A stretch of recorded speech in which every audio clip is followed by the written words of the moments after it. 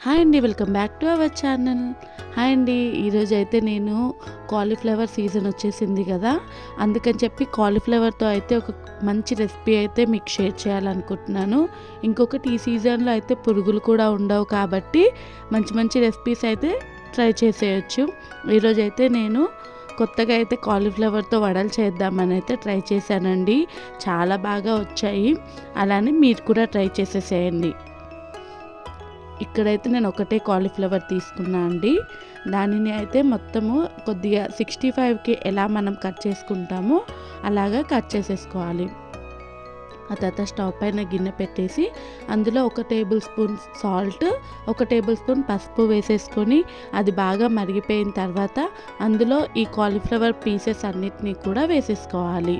అవి ఒక 75% కానీ 80% కానీ ఉడికిపోవాలండి మంచిగా.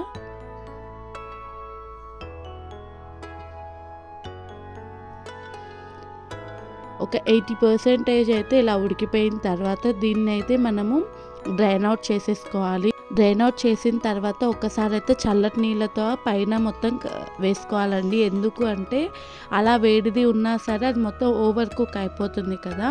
అలా డ్రైన్ అవుట్ చేసిన తర్వాత అందులో కొద్దిగా చల్లటి నీళ్ళు పోసుకొని అవి కూడా ఒకసారి వాష్ చేసేసుకొని ఆ తర్వాత మళ్ళీ ఒకసారి డ్రైన్ చేసేసుకొని ఒక బౌల్‌లో తీసుకోవాలి.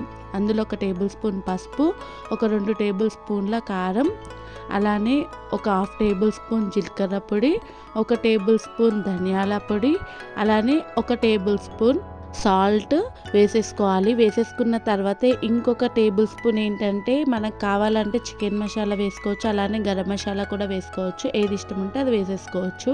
ఆ తర్వాత 1 టేబుల్ స్పూన్ అల్లం వెల్లుల్లి పేస్ట్ వేసుకొని ఒక 2 టేబుల్ స్పూన్ దాకా కార్న్‌ఫ్లోర్ వేసేసుకోవాలి. వేసేసుకొని మొత్తం పిండి ఎప్పుడు ఒకటేసారి వేసుకోవద్దండి. మన బైండింగ్‌ని చూసుకుంటూ వేసుకోవాలన్నమాట. ఇలా చూడండి మొత్తం ఒకసారి అయితే కలిపేసుకోవాలి.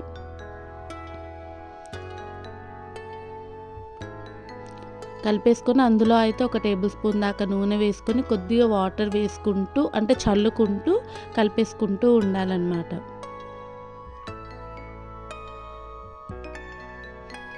ఆ తర్వాత మళ్ళీ అందులోకి ఇంకొక 2 టేబుల్ స్పూన్ల కార్న్‌ఫ్లోర్‌ని అయితే వేస్తున్నానండి. నేను పిండిని ఎప్పుడు కూడా ఒకటేసారి వేసుకోను. ఎందుకంటే మనం అది కలుపుతూ ఉంటే బైండింగ్‌ని బట్టి ఉంటది. ఎందుకంటే అవి బయట సూపర్ మార్కెట్‌లో నుంచి తీసుకొస్తాం కదండీ! ఒక్కోసారి ఒక్కొక్కలా ఉంటది కాబట్టి. ఆ తర్వాత ఒక 3 టేబుల్ స్పూన్ల శనగపిండి వేసేసుకొని ఇలా ముద్దగా కలిపేసుకోవాలి. మనం ఆలు టిక్కీస్ ఎలా చేస్తామో అలానే కలిపేసుకోవాలి. ఆ తర్వాత ఒక పాలిథీన్ కవర్ తీసుకొని అందులో కొద్దిగా ఆయిల్ అప్లై చేసేసుకొని ఇలా టిక్కీస్ లాగా చేసుకోవాలన్నమాట. అంటే మన పద్ధతిలో అయితే వడ అంటాం కదా! వడలా చేసేసుకోవాలి. ఇలా చేసేసుకొని వేడి ఆయిల్‌లో అయితే మనం డీప్ చేసేసుకోవాలి. అలానే మిగతా వడలన్నీ కూడా అలానే చేసేసుకోవాలండి.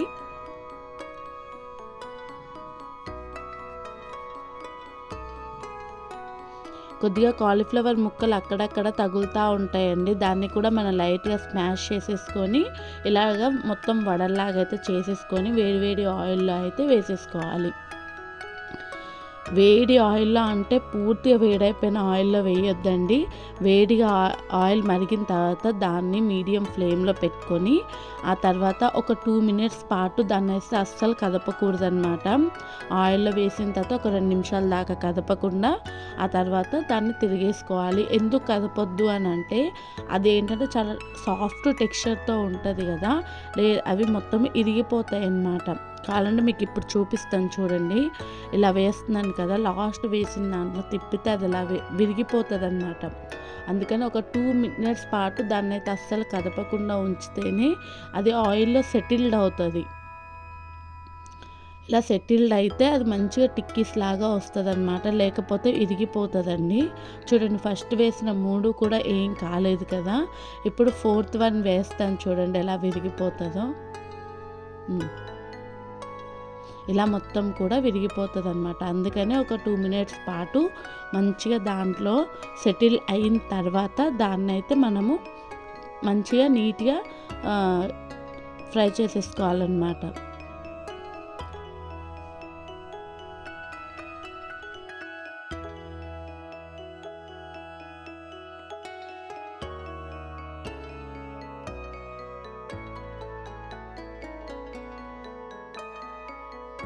ఇలా గోల్డెన్ కలర్ వచ్చిన తర్వాత అయితే తీసేసుకోవాలండి. తీసేసుకొని పక్కన తీసి పెట్టుకోవాలి. అంతే అండి, చాలా సింపుల్గా ఉంటుంది కదా. ఈ సింపుల్ రెసిపీ అయితే మీరు కూడా పక్కా ట్రై చేయండి.